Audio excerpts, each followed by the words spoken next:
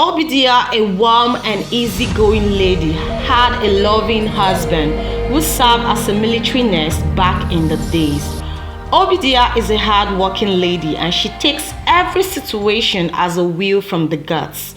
That was how she could handle the news of her husband's death in service on her delivering bed of her son Obadiah.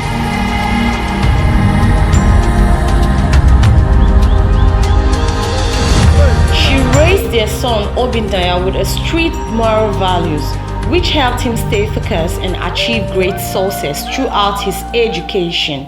After convocation, Obadiah and his friends, especially Ikechukwu, his best friend, decided to visit his mother. Tragically, Obadiah was shot, leaving his mother, Obadiah, in a state of unbearable grief. As she wept, Obadiah, in her characteristic resilience, eventually accepted the situation as the will of the gods.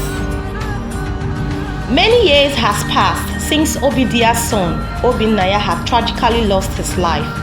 One day, some luxury cars pulled into her quiet compound, accompanied by security personnel.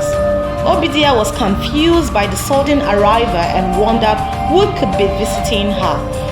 The visitors, comprising men and women, sat with Obadiah, who continued to ponder their identity.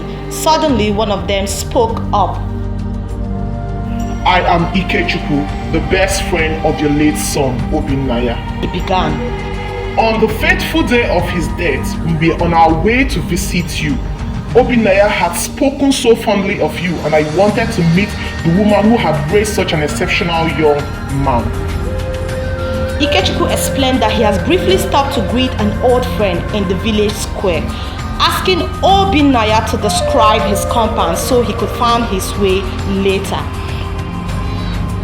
On my way here, I heard the sad news and I quickly turned back and ran for my life, knowing that death was for me because of the lifestyle I lived in my university days as a cultist. Now, as the commissioner of police, Ikechukwu had come to seek Obadiah's forgiveness and repay the kindness Obadiah had shown him. As he spoke, a crowd of curious villagers began to gather in Obadiah's compound. Overcome with emotion, "I don't seek revenge or compensation," she said, her voice trembling. "But I have one request. I want you, Ikechukwu, to be the son Obadiah was meant to be to me." The onlookers were amazed by Obadiah's selfless request. Ikechukwu, deeply moved, accepted her wish. He then took Obadiah to the city where she began a new life, surrounded by comfort and luxury. She never returned to the village, but the memory of her remarkable forgiveness and generosity lived on. Upon hearing about Obadiah's extraordinary request, the king was astonished. How could an Osu like Obadiah, who had endured immense pain, loneliness and rejection, demonstrate such a remarkable capacity for forgiveness? He wondered. The king was deeply moved by Obadiah's selflessness, especially considering the devastating loss she had suffered. Instead of seeking revenge or compensation, she has chosen to open her heart and adopt Ikechukwu as her son. Inspired by Obadiah's exemplary behavior, the king issued a historic decree. From this day forward, all Osus within our kingdom shall be granted the status of Diela.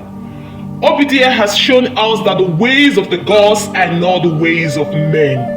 Her remarkable forgiveness and generosity have taught us the true meaning of compensation and humility.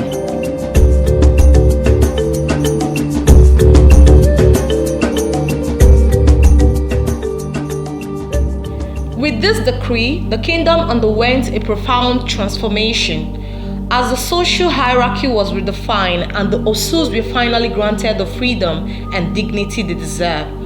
Obadiah's selfless act has sparked a revolution, changing the lives of countless individuals. and leaving a lasting legacy in the kingdom. Please subscribe, comment, like, and share our stories because it is inspired by true life events. See you in our next